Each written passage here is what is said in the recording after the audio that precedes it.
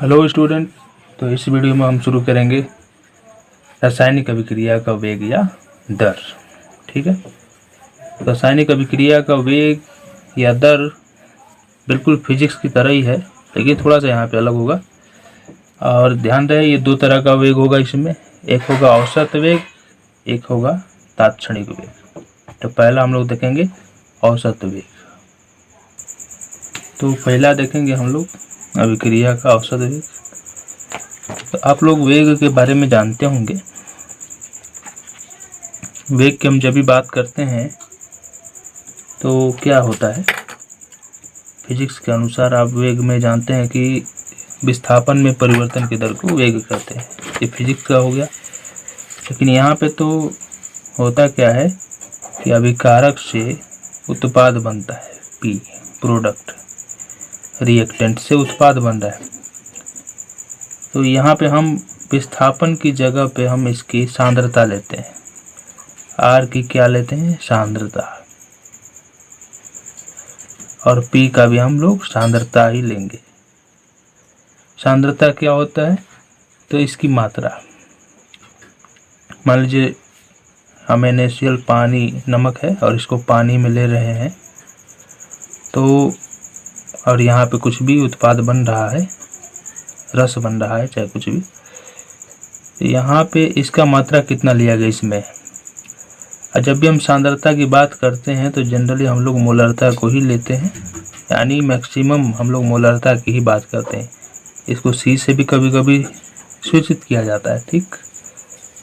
तो इसकी सांद्रता कितना लिया गया उत्पाद की, अरे अभिकारक की, या H2O की सांद्रता। सांद्रता मतलब मात्रा कितना लिया गया, यानी उस बिलियन में इसकी कितने बिलियन के मोलों की संख्या है, इसी को मोलरता कहते हैं। ठीक। तो कितना NaCl लिया गया, उसकी सांद्रता में परिवर्तन की दर, यानी ऊपर विस्थापन न रह के सांद्रता में परिवर्तन की दर होता है, सांद्रता बटा में समय। अब और विशेष बात क्या है कि यहाँ पे दोनों की सांद्रता बदल रही होती है और ये वेग दोनों की सांद्रता पर निर्भर करता है। अभिकारक की सांद्रता के साथ साथ उत्पाद की सांद्रता पर भी निर्भर करता है। यानी कि पहले मान लीजिए अभिकारक की सांद्रता R1 थी और बाद में R2 हो गई, है ना, बाद में R2 हो गई, तो क्या होगा देखिए। तो मैंने बोला कि R1 से R2 हो गया सांद्रता, मतलब पहले मान लीजिए 20 ग्राम पर मोल था और घट के हो गया 10 ग्राम पर मोल, यानी कि दोनों में परिवर्तन निकालेंगे कैसे, तो डेल्टा आर। ये बड़ा कोष्ठक सांद्रता को व्यक्त करने के लिए लगाया जाता है। ठीक। अब तो दोनों को घटा के हम लोग निकाल लेंगे। तो मान लीजिए इसके इस समय T1 था, इसके समय में T1 और T2 हो गया, तो समय में भी परिवर्तन होगा ना। तो डेल्टा T कितना हो जाएगा, T2 माइनस T1। तो वेग में परिवर्तन की दर का मतलब नहीं, सांद्रता में परिवर्तन की दर का मतलब सांद्रता में परिवर्तन बटा में समय में परिवर्तन। यानी पढ़े होंगे आप, चाल बराबर क्या होता है, तय की गई औसत दूरी बटा में समय अंतराल। उसी तरह तो यहाँ पे सांद्रता में परिवर्तन है बटा में समय अंतराल, यानी यहाँ पे R, वेग को यहाँ पे R से सूचित किया जाता है। ठीक ना। केमिस्ट्री में वहाँ पे B से करते थे रेट, यहाँ पर रेट बोलेंगे। तो डेल्टा R बटा में यहाँ पे हो जाएगा डेल्टा T। अब फिर मान लीजिए हम P के लिए बात करें तो इसका क्या हो जाएगा, उसी तरह डेल्टा P बटा में डेल्टा T। तो डेल्टा P बटा में डेल्टा T। अब चूंकि दोनों की सांद्रता में परिवर्तन की दर वेग के बराबर होते हैं, यानी वेग जो है दोनों पर निर्भर करता है। पहले मैंने बोला तो इसकी सांद्रता पे भी निर्भर करेगा, इसकी सांद्रता में भी मतलब परिवर्तन की दर पर निर्भर करेगा। अब समस्या क्या है कि यहाँ पे R की सांद्रता घट रही है और इसकी बढ़ रही है, तो इसको दिखाने के लिए हम यहाँ पे माइनस लगा देते हैं और यहाँ पे प्लस लगा देते हैं। आ रहा बात समझ में? तो चलिए इन सभी बातों को हम लिख देते हैं। हम यहाँ पे परिभाषा लिखेंगे, किसी रासायनिक अभिक्रिया के दौरान अभिकारकों या उत्पादों की सांद्रता में परिवर्तन की दर मतलब लगा समय, चाहे उत्पाद हो या अभिकारक हो, उसकी सांद्रता बदल रही है तो समय के साथ कैसे कितना बदल रही है, तो वही लगा समय अभिक्रिया की औसत वेग कहलाती है। अब औसत वेग क्यों कहा गया, तो ये औसत मध्यम, औसत का मतलब माध्यम होता है, माध्य गति से हो रहा है, औसत गति से हो रहा वेग। आए हम पढ़े थे शुरू अगले वीडियो में 3 तरह की अभिक्रियाएं होती हैं, तो ये मध्यम वेग की अभिक्रियाओं के लिए ये औसत वेग आता है, यानी जनरली औसत वेग ही निकाला जाता है। तो ये मध्यम कोटि की अभिक्रियाओं के लिए है, मध्यम अभिक्रियाओं के लिए, इसीलिए इसका नाम औसत वेग पड़ा है। अब मान लीजिए यहाँ पे इसे RAV से दिखाया जाता है, आर एवरेज, ए भी मतलब एवरेज। अब आर भी लिख सकते हैं, कोई दिक्कत नहीं है। किताबों में आपको या परीक्षाओं में जनरली आर ही देता है, वो RA भी नहीं देता। अब जैसे मान लीजिए हम मान के चलते हैं कि अभिकारक से उत्पाद बन रहा है या R से P बन रहा है, तो T1 समय और T2 समय पर जो R और P की सांद्रता होगी वो क्या होगी, तो T1 समय पर R1 RP होगी, R1 और P1 होगी, और T2 समय पर R2 और P2 हो जाएगा। तो परिवर्तन क्या हो जाएगा, समय में परिवर्तन डेल्टा T बराबर माइनस करके घटाते हैं ना, यानी शुरुआत में कितना था और अंत में कितना हुआ उसी को घटाकर बताते हैं हम लोग।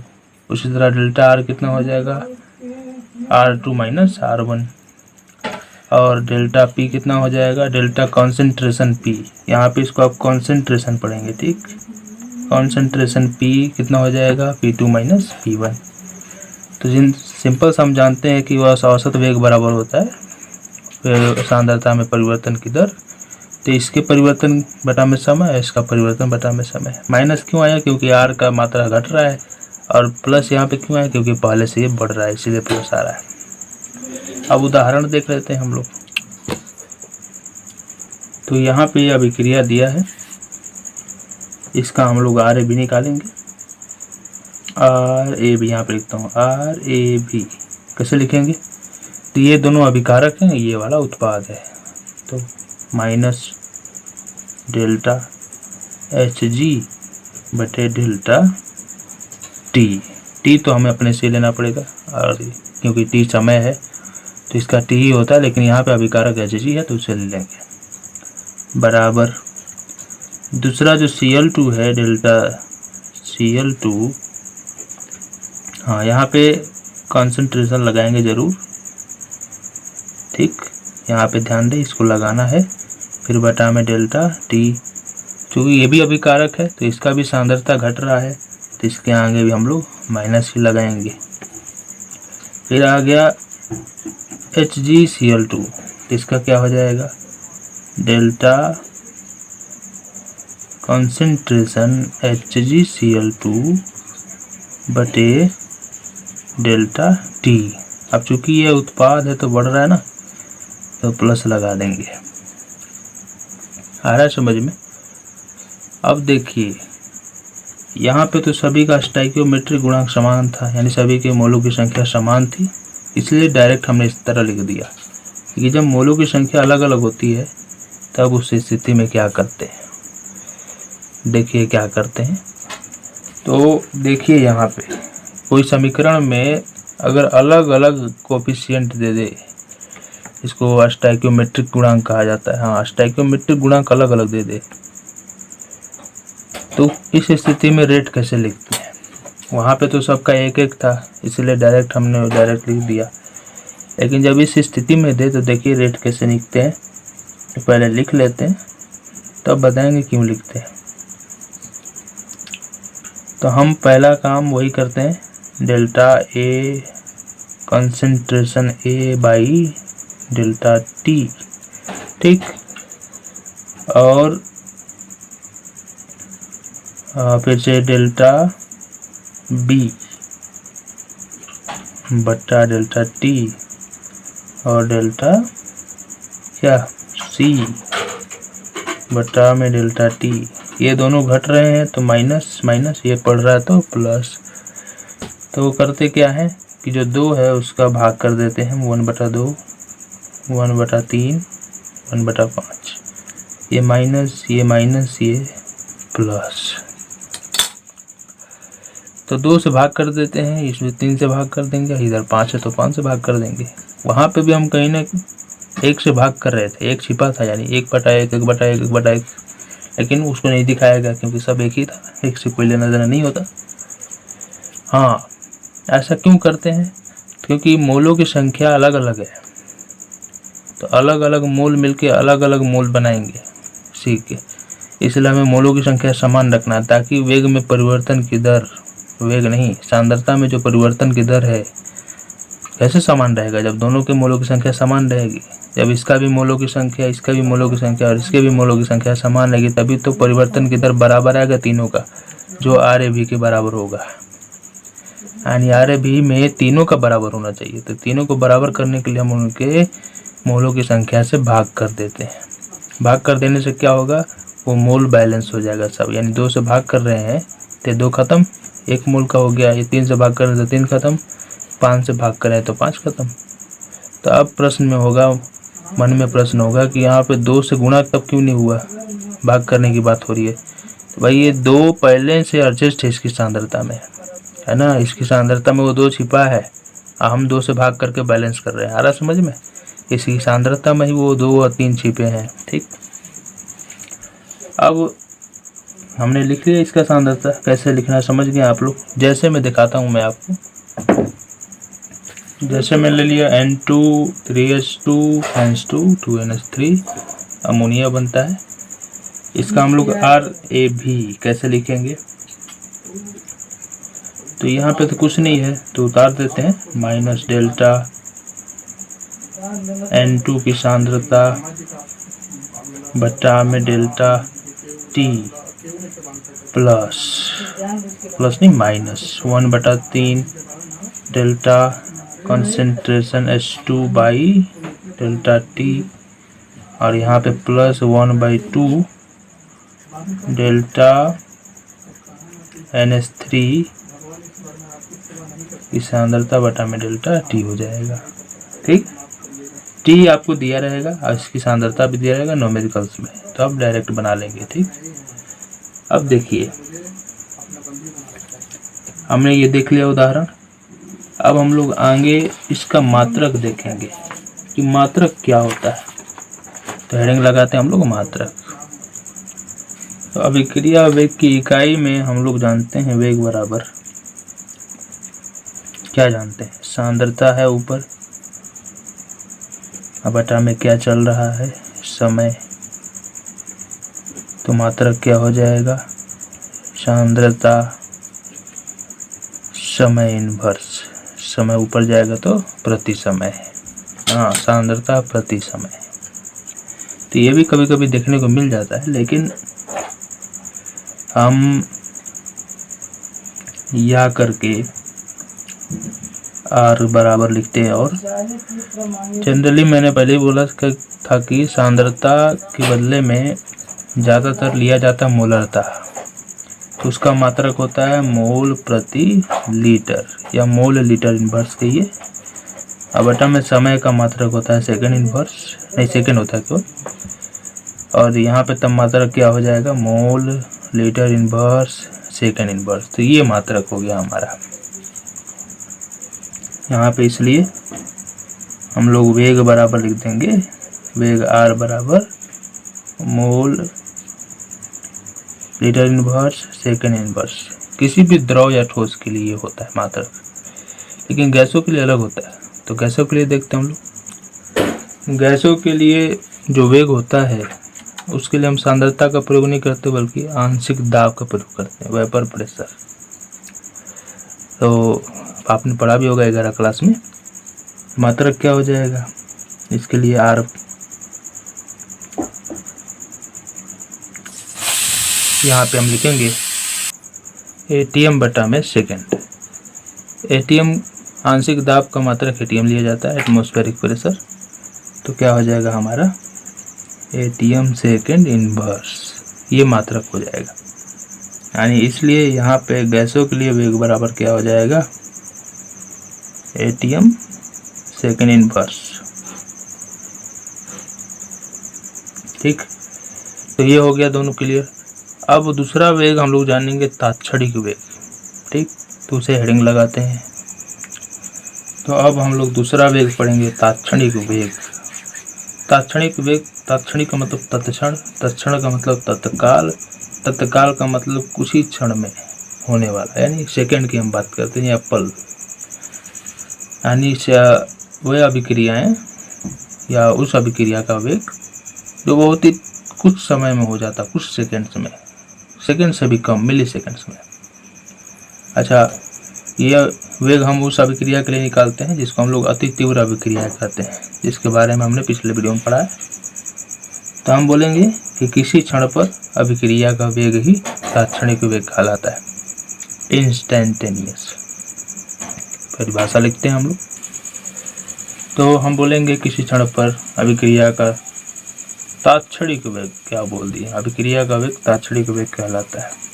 ठीक, अब देखिए हम लिखेंगे चूंकि RAV बराबर क्या होता है, वही जब R टेंड्स टू P होता है, तो डेल्टा R बटा में डेल्टा T माइनस में होता है और प्लस डेल्टा P बटा में डेल्टा T होता है। अब तात्क्षणिक का मतलब बहुत ही कम समय में, 0.01 या 2 या 1 से 9 के बीच में, 0.01 बहुत कम समय होता है। तो होता क्या है, इसका मतलब कि जो ये डेल्टा T है वो बहुत ही कम है, 0, इसमें परिवर्तन बहुत ही कम समय में हो रहा है, यानी डेल्टा T 0 की तरफ लगभग है, 0 की ओर अग्रसर है। ये तीर चिन्ह बताता है कि 0 के बराबर नहीं है, बल्कि 0 के लगभग आसपास ही है।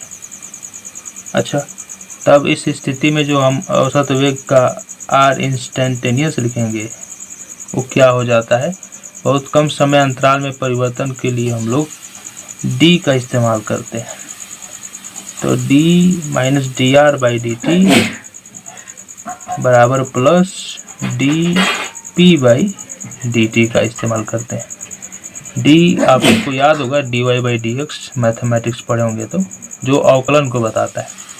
अवकलन करते हैं हम लोग बहुत ही कम समय अंतराल में होने वाले परिवर्तन के लिए, और बहुत बड़े अंतराल पर होने वाले परिवर्तन के लिए हम लोग समाकलन का प्रयोग करते हैं। ठीक, अब एक पॉइंट में लिख रहा हूँ, उसे समझते हैं। इस पॉइंट में मैंने लिखा है R इंस्टेंटेनियस को ग्राफ द्वारा R या P में से किसी के भी सांद्रता समय वक्र पर स्पर्श रेखा खींचकर तथा उसके ढाल की गणना करके ज्ञात किया जा सकता है। पहले R और P का ग्राफ खींचते हैं, तब स्पर्श रेखा, तब उसके ढाल की बात करेंगे। तो खींचना क्या है, किताब में दिया है, मैं आपको समझाता हूँ। यहाँ पे ध्यान से समझिएगा। ये है अभिकारक R, इसकी सांद्रता, और यह है समय T। तो जैसे जैसे समय बढ़ रहा है वैसे वैसे अभिकारक की सांद्रता घट रही है, इसलिए इसका ग्राफ नीचे जाएगा। वही हम उत्पाद की बात करें P और उसकी समय T, तो जैसे जैसे समय बढ़ रहा है वैसे वैसे उत्पाद भी ज़्यादा बनते जा रहा है, तो इसका ग्राफ ऊपर की ओर भागेगा, लेकिन आगे जाके कांस्टेंट हो जाएगा, यानी कि अब उत्पाद बनना नियत हो चुका है। ठीक, अब ध्यान से देखिए, हमको मान लीजिए किसी अंतराल T1 से T2 पर हमें अभिकारक का औसत वेग निकालना हो, तो हम T1 समय पर इतना था, T2 समय पर मान लीजिए T1 समय पर अभिकारक का सांद्रता पहले R1 इतना था और दूसरे समय अंतराल पर घट के यहाँ पे आ गया। ठीक, इन दोनों पॉइंट से होकर जो रेखा जाएगा, ये यहाँ पर जो इसका ढाल हम निकालेंगे tan थीटा, है ना, लंब बटा में आधार tan थीटा, वो क्या दे देगा, अभिक्रिया का औसत वेग दे देगा।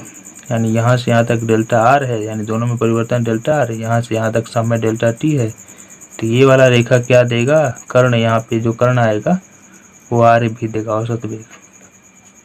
अगर मान लीजिए मैं किसी बिंदु पर, इस बिंदु पर हमें R इंस्टेंटेनियस निकालना हो तो कैसे निकालेंगे, ठीक, स्पर्श रेखा खींचेंगे एक बिंदु पर खींची गई रेखा को स्पर्शरेखा कहते हैं, चाहे वो वृत्त पर खींची गई हो चाहे किसी वक्र पर खींची गई हो। ठीक, तो ये वक्र रेखा है, इसलिए यहाँ पे इस बिंदु पर हमने एक स्पर्श रेखा खींचा और इसका हम ढाल निकालने के लिए लंब और आधार चाहिए ही चाहिए।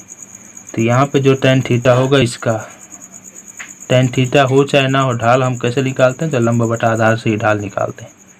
तो लंब क्या होगा? dt dr और आधार क्या होगा? dt। समय अंतराल बहुत छोटा होता है, इस बिंदु पर बहुत कम समय है, t समय पर, देख रहे हैं किसी t समय पर। तो r इंस्टेंटेनियस क्या हो जाएगा? माइनस dr/dt, जो ढाल के बराबर होता है। ढाल क्या होता है? लंब बटा में आधार के बराबर होता है ढाल। अब यहाँ पे उत्पाद को ध्यान से देखें। तो हम उत्पाद के लिए औसत वेग निकालना चाहें तो क्या होगा?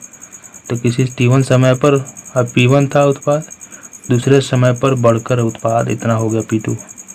तो यहाँ से जो लंब है और आधार है, उसमें ये वाला रेखा क्या देगा? अभिक्रिया का औसत वेग RAB बराबर प्लस डेल्टा p बटा में डेल्टा t। लेकिन किसी समय t पर, बहुत ही सूक्ष्म समय t पर हमें r इंस्टेंटेनियस निकालना हो तो क्या करेंगे? स्पर्श रेखा खींचेंगे और उसका ढाल हम निकालेंगे। जो ढाल होगा वही हमारा r इंस्टेंटेनियस हो जाएगा, यानी लंब बटा में आधार, या इसको आप डेल्टा p/डेल्टा t से दिखा सकते हैं। ग्राफ बस समझाने के लिए, और यहाँ पे कभी ये देता नहीं, ना ये लंब का मान देता नहीं आधार का मान देता है, तो उसकी बात ही ख़त्म। कभी कभी दे सकता है। तो ये ग्राफ दोनों बना लीजिए। अब हम लोग आंकिक उदाहरण देखते हैं। यहाँ पे आंकिक उदाहरण कि r टेंड्स टू p है, मतलब अभिकारक से उत्पाद बन रहा है। अभिक्रिया के लिए अभिकारक की जो सांद्रता है 0.03 m से 25 मिनट में बदलकर 0.02 m हो जाता है। m मतलब मोलर सांद्रता, यानी मोलरता की बात कर रहा है। c भी कहीं कहीं दे देता है। तो औसत वेग की गणना करें। भाई हमें आंकड़ा लिखना पड़ेगा ना। पहले सांद्रता था r1 बराबर 0.03 मोल, फिर R2 बराबर क्या हो गया? 0.02 मोल घट रहा है। और समय कितना है? तो t1 समय, यानी पहले समय कितना था? 0 सेकेंड, और बाद में समय t2 कितना हो गया? 25 मिनट। पहले समय 0 था ना, तभी तो 0 से मान के चलते, 0 नहीं था समय। लेकिन जब ये अभिक्रिया शुरुआत नहीं हुई थी तो उसे 0 मान के चलेंगे। अब बाद में शुरू होने से लेकर R2 बनने तक 25 मिनट में R2 इतना हुआ है, इसलिए हम शुरुआती 0 मान रहे हैं। हाँ, तो 25 मिनट को हम सेकंड में बदलेंगे। 25 × 60, तो 6×5 = 30 का 0, एक और 0 हासिल 3, 6 × 2 = 12, 3 15 सेकेंड हो जाएगा। चलिए मिनट में भी निकाल सकते हैं, कोई दिक्कत नहीं है।